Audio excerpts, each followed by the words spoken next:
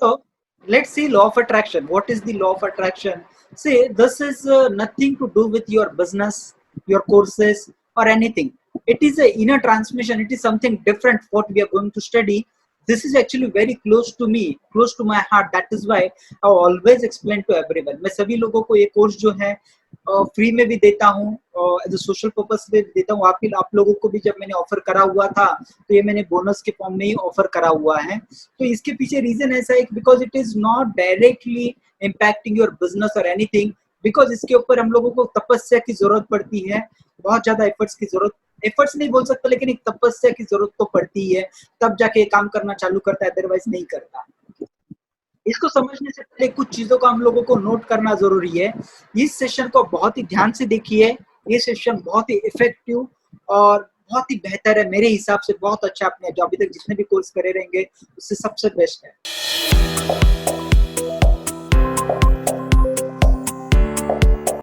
देखिए, लेकिन उसके पहले हम लोग कुछ नोट देखते हैं। Some people assume this is an superstition and fake. कुछ लोगों को लगता है कि लॉ ऑफ अट्रैक्शन जो है एक फेक है, एक सुपरस्टिशन चीज है, इसके ऊपर बिलीव नहीं करना चाहिए। Some people assume this works for them, scientifically proven miracle it has. कुछ लोग सोचते हैं कि इसके अंदर साइंटिफिकली प्रूवन कुछ इस तरीके की चीजें हैं जो कि एक मिरेकल बना देते हैं या फिर मिरेकल कर देते हैं लोगों की जिंदगी में। कुछ लोग सोचते हैं everyone has their own view, I am not in favour of anything against, और मेरा सोच है ना, देखिए कैसा है कि जो लोग सोचते हैं कि ये फेक है, मैं उनके साथ में भी नहीं हूँ। जो लोग बोलते हैं कि साइंटिफिकली प्रूवन ये मिरेकल है, मैं उनके साथ में भी नहीं हूँ। आई एम नॉट किसी के अगेंस्ट में भी नहीं हूँ या फिर किसी के साथ में भी नहीं हूँ। मेरा अपना खुद का व्यू है इसके बारे में जो मैं आपके सामने रखने जा रहा हूँ। ये रखते वक्त you need to use your own brain या फिर खुद का थिंकिंग और खुद का अंडरस्टैंडिंग एक्सेप्ट करने के लिए या रिजेक्ट करने के लिए। उसके लिए मतलब ऐसा जरूरी नहीं कि मैंने बता दिया तो चीजें सही हो गई। आपको खुद का भी खुद को डिसीजन लेना जरूरी है इस चीज को अप्लाई करने के लिए। बाकी की सारी चीजों में आप भले मैंने बताया वैसे करिए, आपको गारंटी से रिजल्ट आ जाएगा। लेकिन ये जो चीज है, क्योंकि मैं आपको किसी गलत डायरेक्शन में नहीं डालना चाहता, इसीलिए इस चीजों को अप्लाई करते हैं। तब खुद का ब्रेन यूज करिए, खुद को लगे ठीक तो करिए, नहीं लगे ठीक तो कोई प्रॉब्लम नहीं है। मैं आपको मेरी तरीके से चीजों को किस तरीके से वर्क होती है, इसने मेरे साथ किस तरीके से पिक किया हुआ है, उस तरीके से एक्सप्लेन करने का ट्राई करूंगा। समझ के लीजिए किस तरीके से। आप में से कितने लोगों को पता है कि लॉ ऑफ अट्रैक्शन होता क्या है, या फिर अगर नहीं पता है तो कम से कम सुना तो है कि आपने लॉ ऑफ अट्रैक्शन होता क्या है। चैट बॉक्स में टाइप करिए have you heard ever that law of attraction exists, या फिर लॉ ऑफ अट्रैक्शन के बारे में किसी ने भी कुछ सुना हुआ है।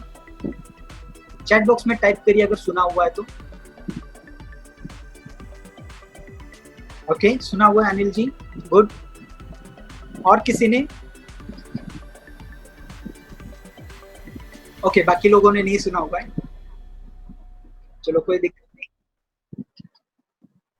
ओके, तो अज्यूमिंग कि बाकी लोगों ने नहीं सुना हुआ है तो उनको मैं, कोई प्रॉब्लम नहीं, अगर आपको पता है तो भी ठीक है, नहीं पता है तो भी ठीक है, क्योंकि मैं जिस तरीके से बताऊंगा जरूरी नहीं आपने उससे उस तरीके की चीजें देखी भी हो तो ट्राई करिए कि उसको कि मैं शायद से अलग तरीके से बताने की कोशिश करूंगा, समझने की कोशिश करिए। We will see in two format. First format we will understand how it works and what is this all about.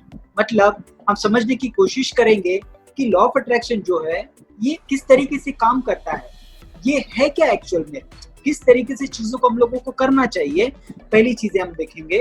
दूसरा, अगर आप लॉ ऑफ अट्रैक्शन का आपकी जिंदगी में फायदा उठाना चाहते हैं तो आपको किस तरीके से चीजों को लेना चाहिए या फिर किस तरीके से आपको क्या क्या चीजें करनी चाहिए। तो हम दो पार्ट्स में इसको डिवाइड करा हुआ है। पहला पार्ट हम लोग चालू करें।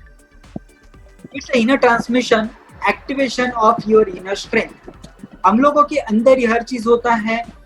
जिस तरीके से पकड़ के चले कि ग्रेविटेशन होता है, हमारे अर्थ के ऊपर ग्रेविटेशन है, हर चीज को अपनी तरफ अट्रैक्ट कर लेता है, उसी तरीके से हमारे अंदर में कुछ स्ट्रेंथ होती है जो बाहर की सारी चीजों को खुद की तरफ अट्रैक्ट कर सकती है। तो it is nothing but the inner transmission, transforming our self, खुद के स्ट्रेंथ को पावर देना या फिर चीजों को खुद की तरफ अट्रैक्ट करने के लिए मजबूर करना, इस तरीके का ये चीज होता है। Telling your subconscious mind to work for you and attract everything you desire. हमारा जो सबकॉन्शियस माइंड होता है, देखिए कॉन्शियस माइंड होता है, सबकॉन्शियस माइंड होता है। सब कॉन्शियस माइंड जो होता है, हम लोग जिस पे सोच विचार करते हैं, सोच विचार करते हैं मतलब कैसा कि मुझे अभी यहाँ से नेटिव प्लेस पे जाना है, जाने के लिए क्या क्या दिक्कतें आ सकती है। तो ये जो डिसीजंस होते हैं ये कॉन्शियस माइंड लेता है। सबकॉन्शियस माइंड किस तरीके के डिसीजंस लेता है, मैं एग्जांपल के तौर पे बताता हूँ आपको। फॉर एग्जांपल कि आपको सवेरे जल्दी उठना है, 5 ओ क्लॉक को उठना है, लेकिन 5 ओ क्लॉक को उठने के लिए अगर आप ऐसे जनरली अगर डिसाइड करें तो आप बिना अलार्म के उठ नहीं पाएंगे। लेकिन अगर आप सबकॉन्शियस को माइंड को बताते हैं, अभी बताते कैसे हैं, सबकॉन्शियस माइंड जो उसको पसंद आता है ना, वो उसको इमीडिएटली अट्रैक्ट हो जाता है या फिर उसको अटैच हो जाता है। एग्जाम्पल के लिए बताता हूँ कि आपको 5 बजे उठ के पिकनिक जाना है और पिकनिक जाना आपको बहुत ज्यादा पसंद है।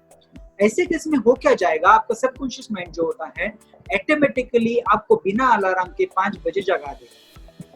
इस तरीके से ये काम करता है। मतलब ये क्या करता है, चीजों को और हमारे बॉडी को ऑटोमेटिकली एक्टिवेट कर देता है उस चीज के लिए जो चीजें हमें चाहिए होती है। ये होता है लॉ ऑफ अट्रैक्शन।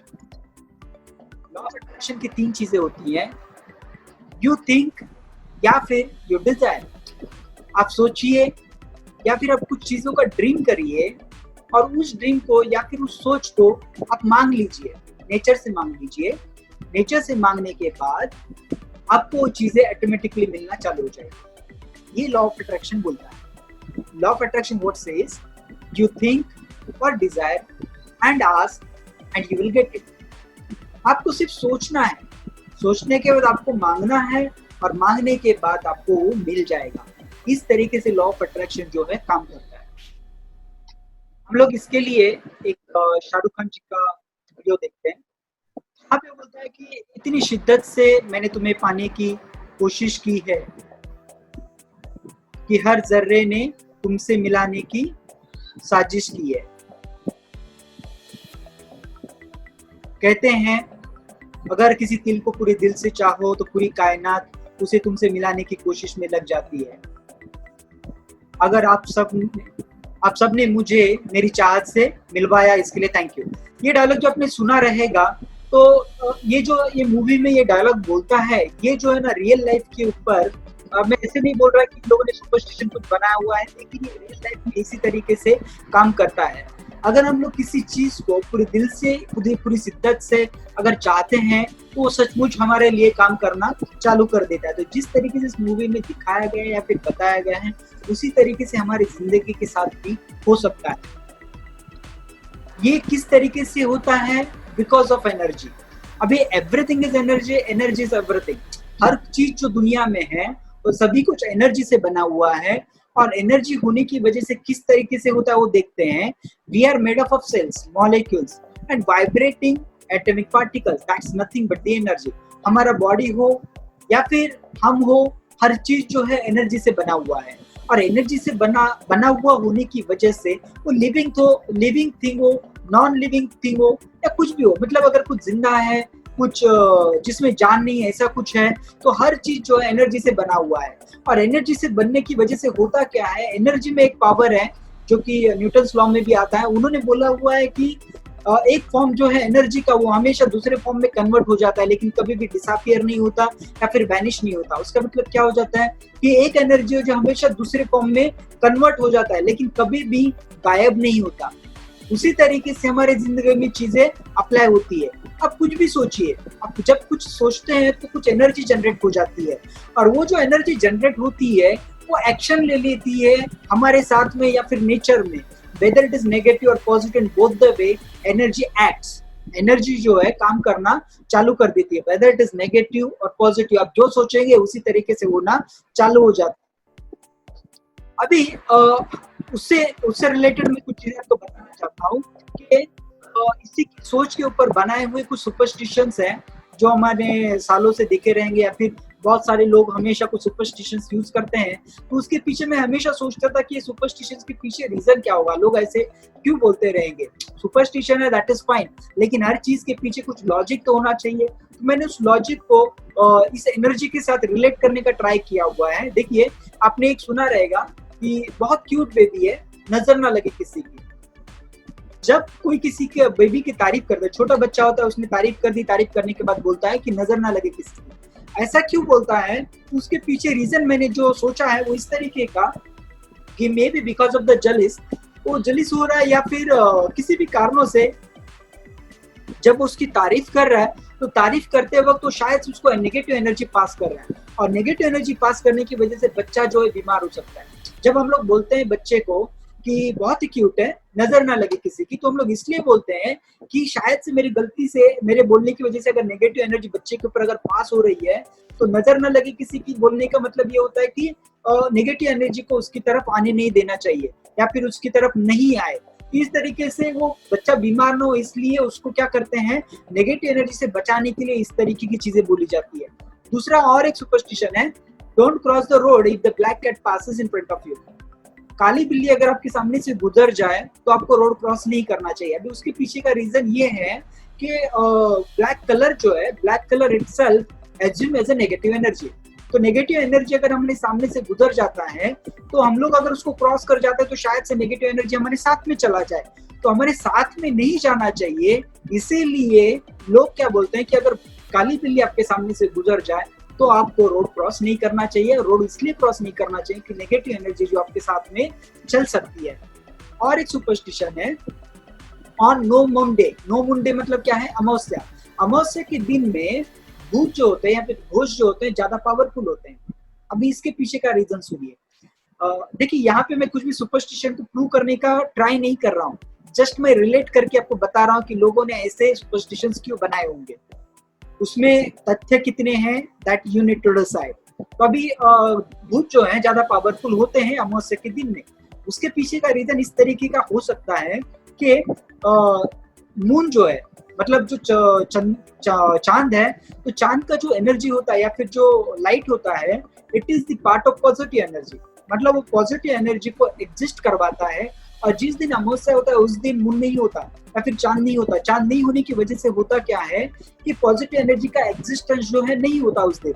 और पॉजिटिव एनर्जी का एग्जिस्टेंस नहीं होने की वजह से होता क्या है, भूत। भूत मतलब कौन, नेगेटिव एनर्जी। नेगेटिव एनर्जी जो है ज्यादा पावर में आ जाते हैं। उसके पीछे रीजन क्या होता है कि देखिए, कोई भी पॉजिटिव एनर्जी और नेगेटिव एनर्जी से साथ में आ जाते हैं तो एक दूसरे को न्यूट्रलाइज कर देते हैं। न्यूट्रलाइज करने का मतलब क्या है, खत्म कर देते हैं। पॉजिटिव और नेगेटिव जब एक दूसरे के साथ टकरा जाते हैं तो एक दूसरे को खत्म कर देते हैं। उस दिन अमावस्या के दिन चांद नहीं होता, तो चांद नहीं होने की वजह से पॉजिटिव एनर्जी नहीं होता। पॉजिटिव एनर्जी नहीं होने की वजह से भूतों का जो नेगेटिव एनर्जी है उसको कट करने वाला कोई नहीं रहता या फिर उसको खत्म करने वाला कोई नहीं रहता।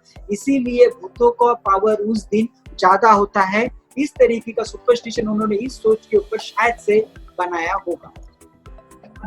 एनर्जी किस तरीके से काम करती है, how energy acts in our life. हमारी जिंदगी में एनर्जी किस तरीके से काम करती है वो हम लोग देखते हैं। आपने अगर आप कोई मैथमेटिक्स के बारे में अगर जानता है, थोड़ा बेसिक भी अगर जानता है, तो प्लस प्लस जब होता है, दो साइंस अगर प्लस प्लस के होते हैं तो एडिशन करना होता है, माइनस माइनस होता है तो भी प्लस करना होता है। इस तरीके का हम लोगों ने मैथमेटिक्स में बहुत सारी चीजें देखी होगी।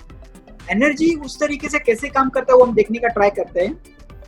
If you think negative or bad for others, it will reflect on both. अगर आपने किसी के बारे में बुरा सोचा या फिर आपने किसी को बुरा बोला तो ऐसे केस में होगा क्या, उसका भी बुरा हो जाएगा, आपका खुद का भी बुरा हो जाएगा। और दोनों की तरफ जो है नेगेटिव एनर्जी इफेक्ट कर जाती है, उसको भी इफेक्ट करेगी, आपको भी इफेक्ट करेगी। दूसरा केस है जहाँ पे if you think negative for yourself, it will reflect on you. अगर आप खुद के लिए नेगेटिव सोचते हैं कुछ भी कि मैं नहीं कर पाता, ये मेरा कैपेबिलिटी नहीं है, मेरे कैपेबिलिटी के बाहर है, आप अगर खुद के बारे में नेगेटिव सोचते हैं तो खुद के ऊपर इम्पैक्ट करना चालू कर देते हैं। क्योंकि एनर्जी जो होता है बहुत ज्यादा पावरफुल होता है। आप जिस तरीके से सोचना चालू कर देते हैं उस तरीके से एक्ट करना चालू कर देता है। आपने सोचा कि मैं खुद जो हूँ नहीं कैपेबल हूँ, तो एनर्जी बोलता है तथास्तु, आप कैपेबल नहीं रहेंगे। If someone think negative for it, it will reflect on both.